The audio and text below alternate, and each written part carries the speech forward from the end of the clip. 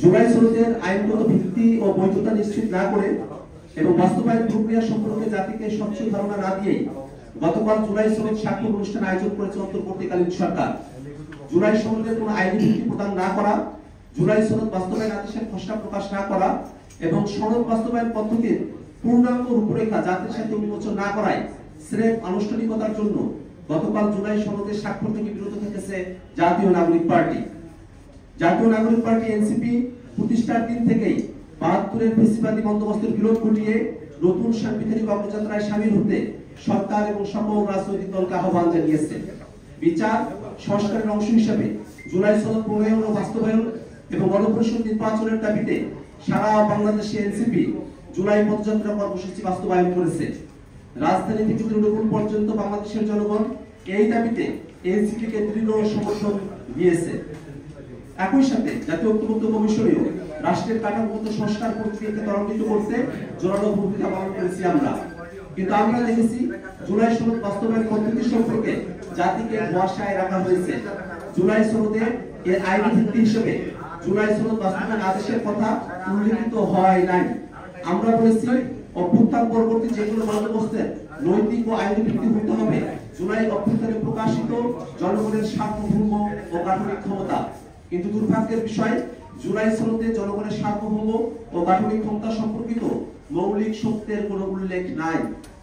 সনদ বাস্তবায়নের একটি প্রক্রিয়া হিসেবে সকল রাজনৈতিক দল গণভোটে সম্মত হলেও গণভোটের আইনি কাঠামো তথা জুলাই সনদ বাস্তবায়ন আদেশের কথা সনদে বিবৃত হয় নাই।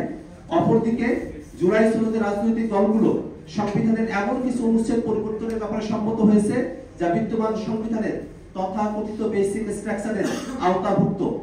ফলে ৭২-এর সাংবিধানিক কাঠামোর অধীনে থেকে ফৌজের বেসিক স্ট্রাকচারকে লঙ্ঘন করে সংবিধান সংশোধন বা সংস্কার করলেও অদূর ভবিষ্যতে এই প্রক্রিয়া আদর্শটি চ্যালেঞ্জ এবং বাতিল হওয়ার সম্ভাবনা রাখে।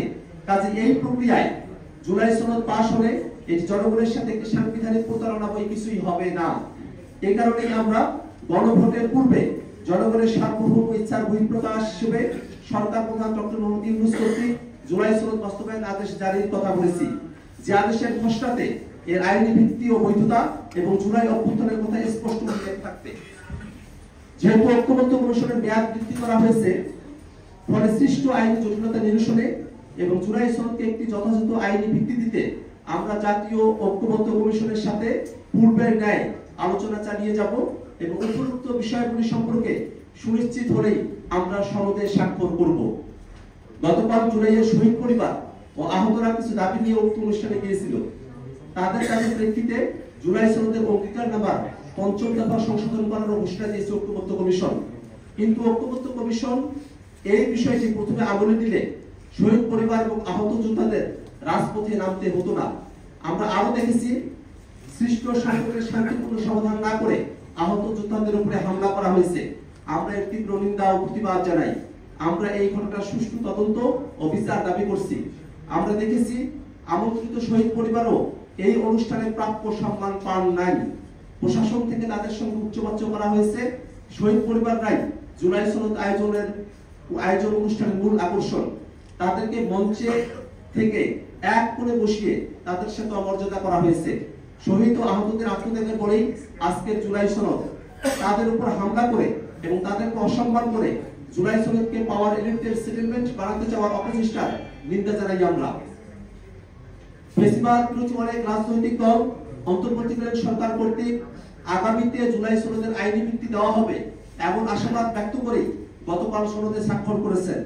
আমরা আশা করছি ঐক্যমত্য কমিশনে জুলাই সনদের আইনি ভিত্তি সংক্রান্ত আগামী কয়েকদিনের আলোচনায় আমাদের অবিচল লড়াইয়ে আমরা তাদেরকে জনগণের পাশে পাবো।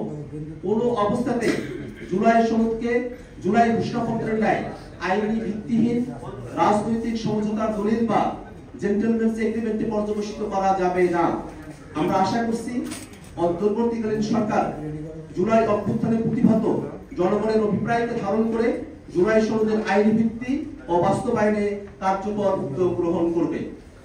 সম্মানিত সাংবাদিক বন্ধুগণ, অন্তর্বর্তীকালীন সরকার জুলাই সনদ প্রণয়নের উদ্যোগ গ্রহণ করেছে এবং এই উদ্যোগের সঙ্গে জাতীয় ঐক্যমত্য কমিশন যে ধৈর্যের সঙ্গে রাজনৈতিক দলগুলোর সঙ্গে দীর্ঘ সময়ব্যাপী আলোচনা অব্যাহত রেখেছে, এই কারণে আমরা ঐক্যমত্য কমিশনকে ধন্যবাদ জানাই। পাশাপাশি ঐক্যমত্য কমিশন যেন কোনো ধরনের রাজনৈতিক চাপে বা কোনো দলের প্রতি পক্ষপাতমূলক আচরণের কারণে জুলাই সনদের আইনি ভিত্তি প্রদানের জায়গা থেকে সরে না আসে, বরং যে রাজনৈতিক দলগুলো গতকাল সেখানে স্বাক্ষর করেছেন, আমরা বিশ্বাস করি অধিকাংশ রাজনৈতিক দলই আমরা আমাদের এখনকার জায়গা থেকে একই বিন্দুতে অবস্থান করছি। ঐক্যমত্য কমিশনে রাজনৈতিক দলগুলোর মধ্যে জুলাই সনদের আইনি ভিত্তি দেওয়ার ব্যাপারে ঐক্যমত্য প্রতিষ্ঠিত হয়েছে। রাজনৈতিক দলগুলো অপেক্ষা করছে কিভাবে সেই আইনি ভিত্তি প্রদান এবং জুলাই আদেশের খসড়া তাদের কাছে উপস্থাপন করতে হলেই তারা সর্বাত্মকভাবে আশ্বস্ত হবেন বলে আমাদের কাছে প্রতীয়মান হয়েছে। এমন অবস্থায় আমরা সরকারের কাছে দাবি জানাই, অবিলম্বে জুলাই সনদের আইনি ভিত্তি প্রদান করতে জুলাই সনদ বাস্তবায়ন আদেশের খসড়া জাতির কাছে উপস্থাপন করতে হবে। জুলাই সনদ বাস্তবায়নের সময়টাতে যে গণভোটের ব্যাপারটি বিবৃত হয়েছে, সেই গণভোটের প্রশ্ন, ধরন, দিনক্ষণ জাতির কাছে পরিষ্কার করতে হবে। একই সাথে এই জুলাই সনদ সেটা যে জনগণের সার্বভৌম অভিপ্রায়ের অংশ হিসেবে মানুষের অভ্যুত্থানে অংশগ্রহণ করার সময়কালে যে সার্বভৌম অভিপ্রায়ের প্রকাশ ঘটিয়েছে তারই অংশ হিসেবে এটা প্রণীত হবে, সেটা আমাদের কাছে পরিষ্কার করতে হবে। আমরা একই সাথে দাবি জানাই যে জুলাই সনদ যে সংবিধানের মৌলিক কাঠামোগুলোতে পরিবর্তন সাধন করবে, সামনের সংসদকে যে গাঠনিক ক্ষমতা দেওয়া হবে, সেই গাঠনিক ক্ষমতা